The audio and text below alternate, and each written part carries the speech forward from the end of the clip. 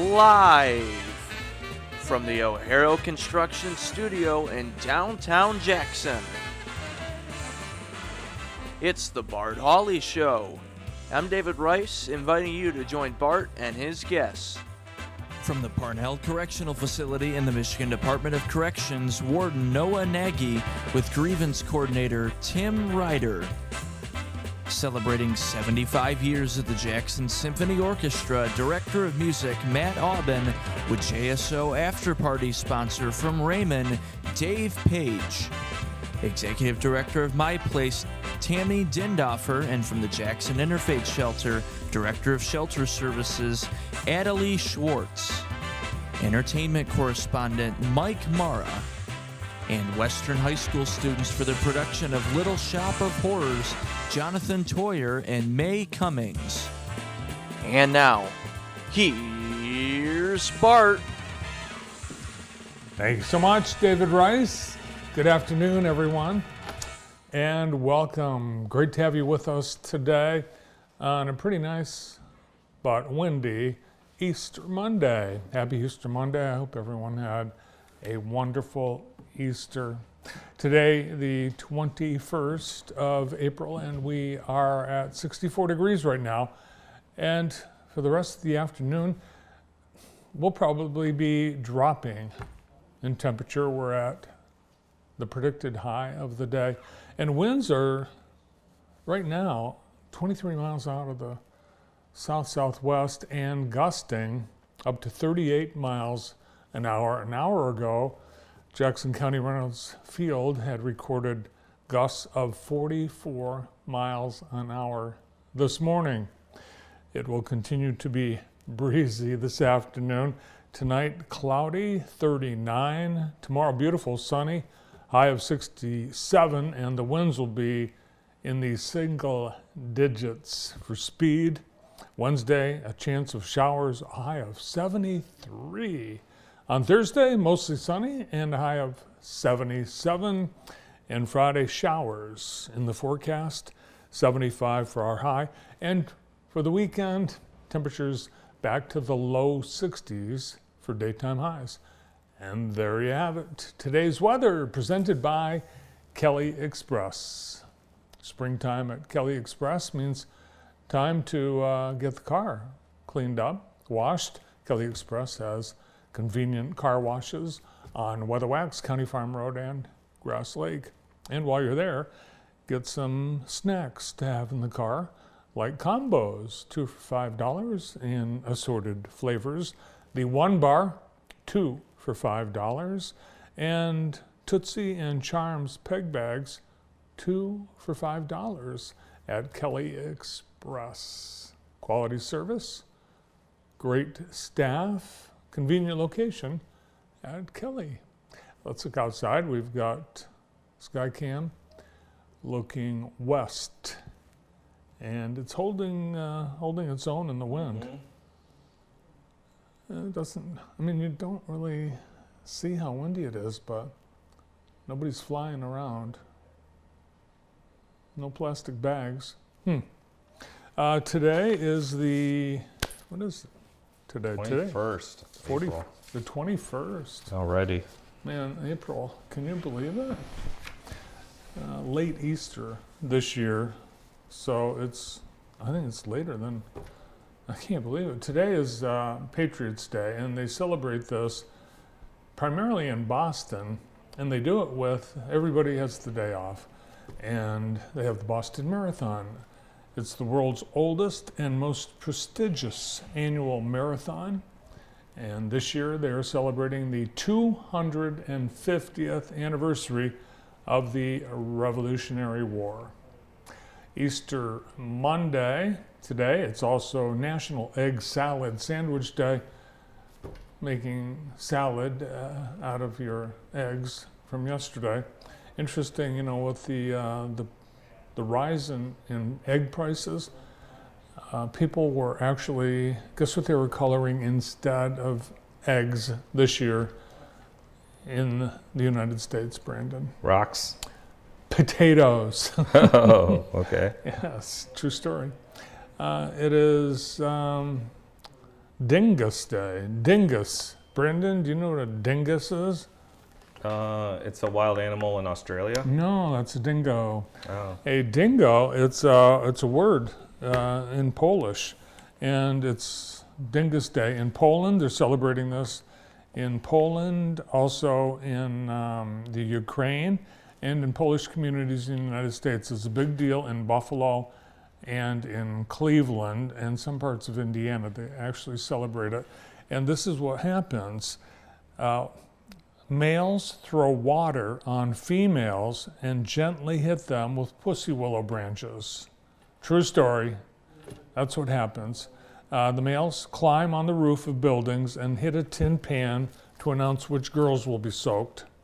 Happening in Poland today. So they have to volunteer. You can't just go around and do that. No, there's no volunteers.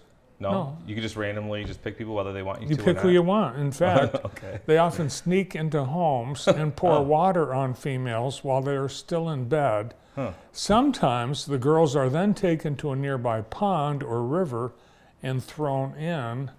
Occasionally, they are even carried out on their beds, and the whole beds are thrown in the lake. It sounds horrifying for them. It's like It's tradition. tradition, but not politically correct. No. And so that's why there's not a big Dingus Day celebration in Jackson. On this day in 2016, megawatt star Prince died at the age of 57. 1509, Henry VIII crowned King of England. Now, if you were married to the King of England, you had a 1 in 3 chance of getting your head cut off. That's what happened to 2 of his 6 wives. On this day in 753 BC, we're going way back, Romulus and his twin brother Remus founded Rome on the site where they were suckled by she-wolves as orphaned infants.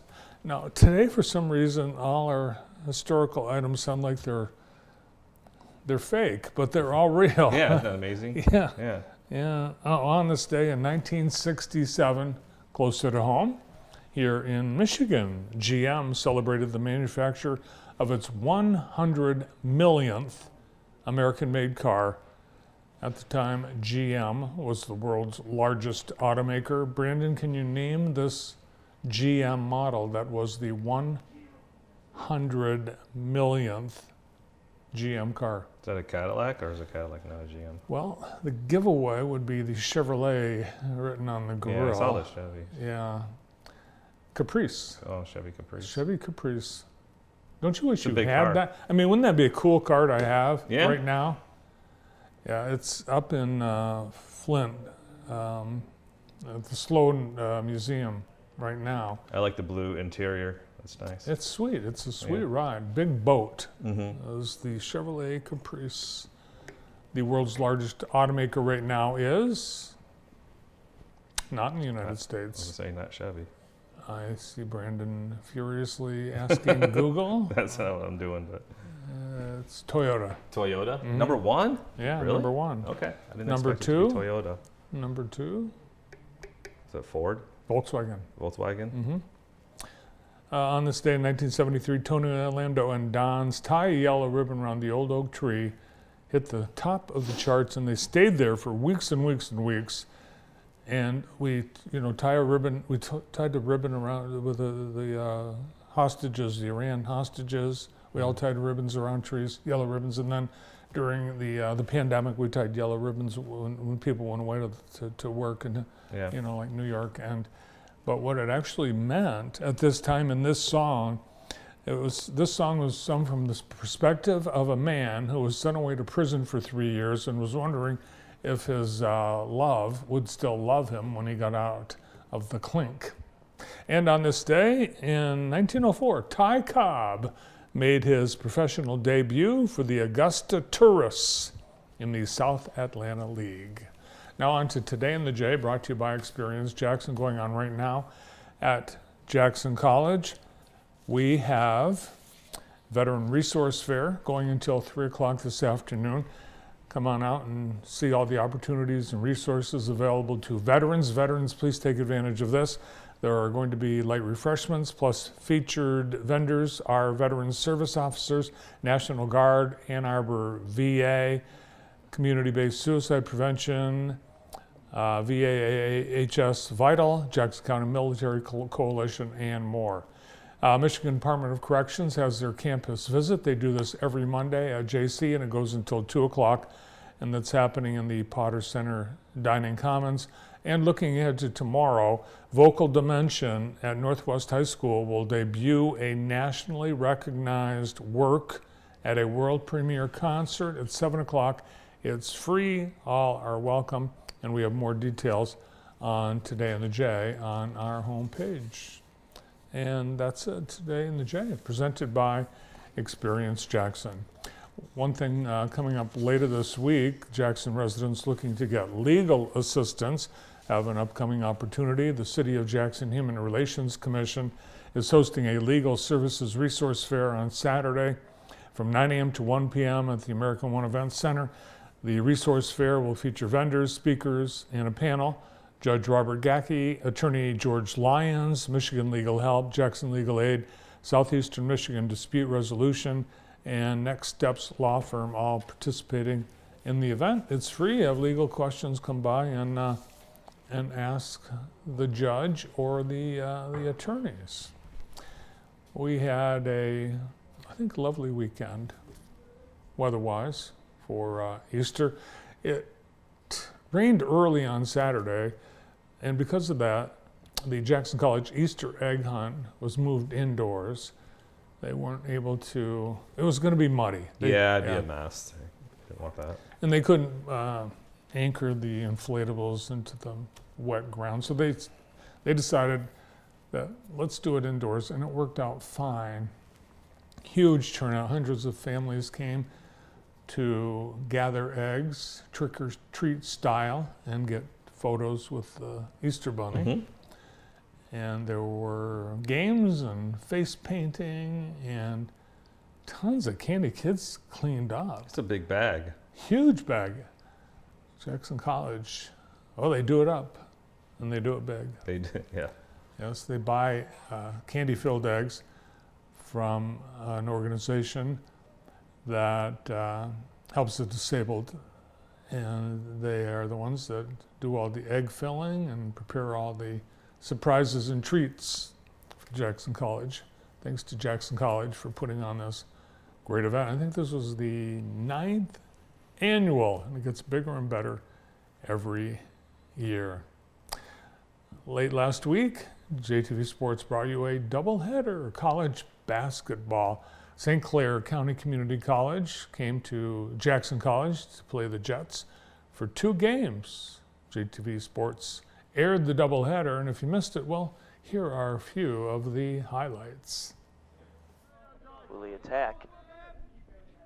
Miller throws the heat by Ramsey. That finishes things in the top of the first. Now the Jackson Jets hot bats, David, are going to get ready to light up the diamond. There's 3:21 on the air.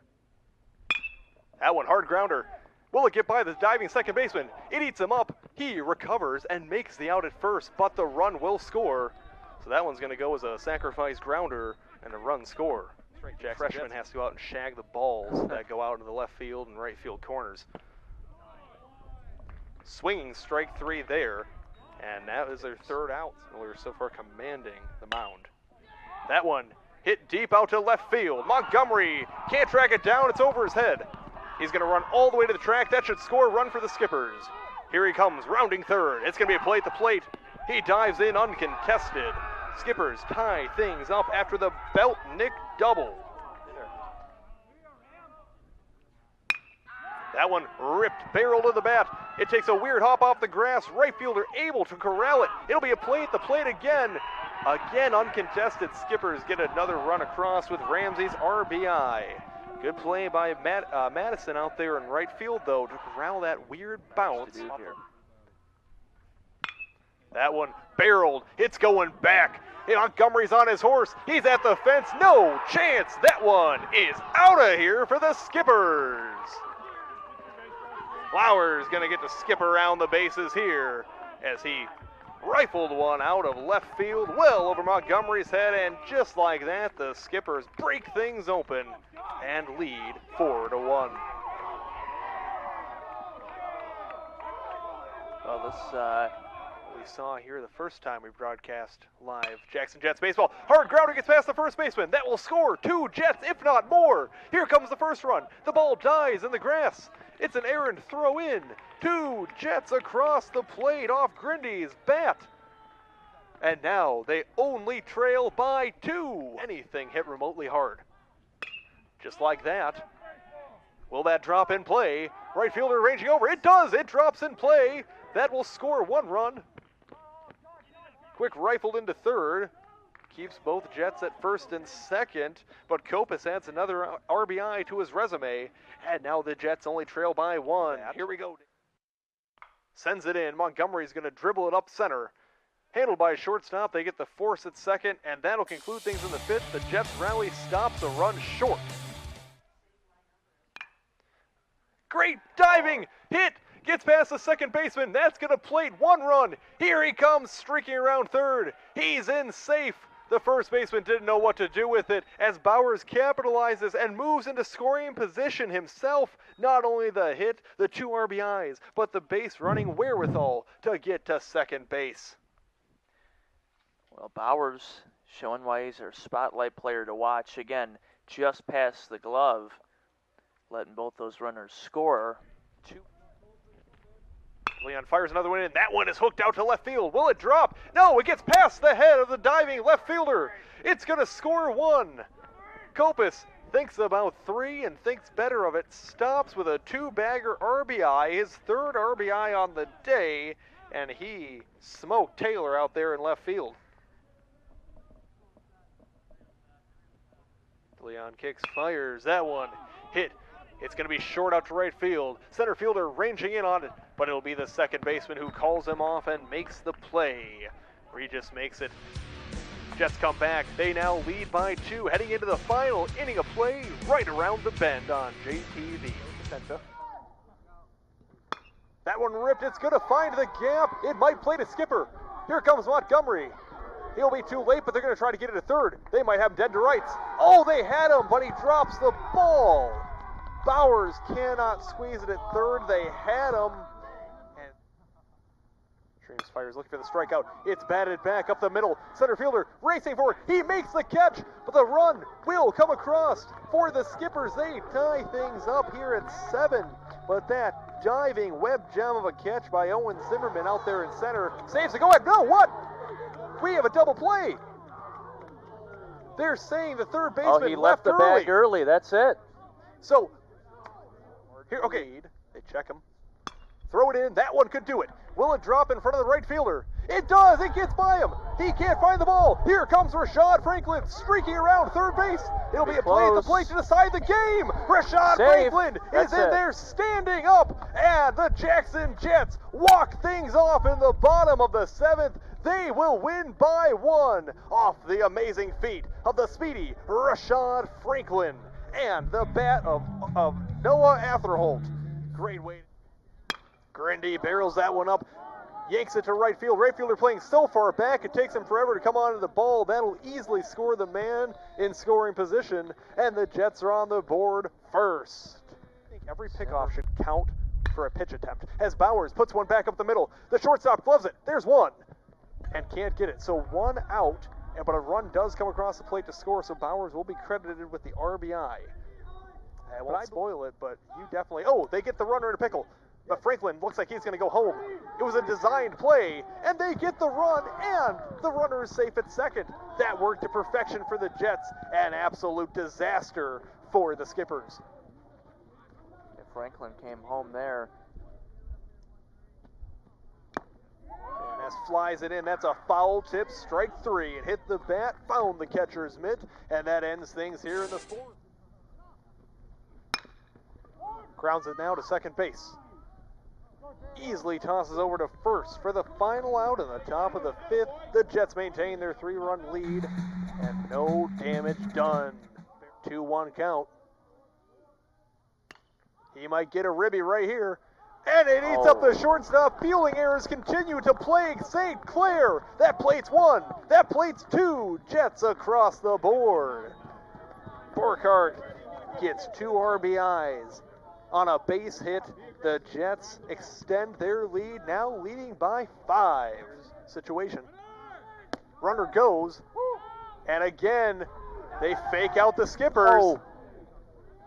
Great job to get down his Atherholt before he got his head taken off. And excuse me, that was Sebastian Nelson.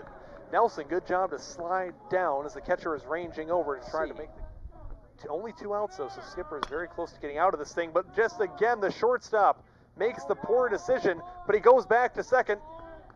And he's able to get back to the bag. The shortstop was going to second base to cover the bag when the second baseman was going there. Miscommunication again leads to a run scored for the Jets. As the runner goes for third, it's a double steal. They're both in. The ball gets away. That'll be another run scored for the Jets on yet another error in the field. The catcher overshot the third baseman. Another run comes in for the Jets. The lead is now 8. That one hits him. That is a free run. 9 runs cross the plate. After Grindy takes one for the team, literally, and gets an RBI for it. Little pitch coming, all runners in motion with the 3-2, and that's another run walked in. Double-digit lead now for the Jets. And that's it, because it's 10 runs after 5 innings. That is, so we got cut very short here. Thank goodness we were able to get our 5th inning squeeze in, but that is a mercy rule here in college baseball. If you're leading by 10 through 5, that is it.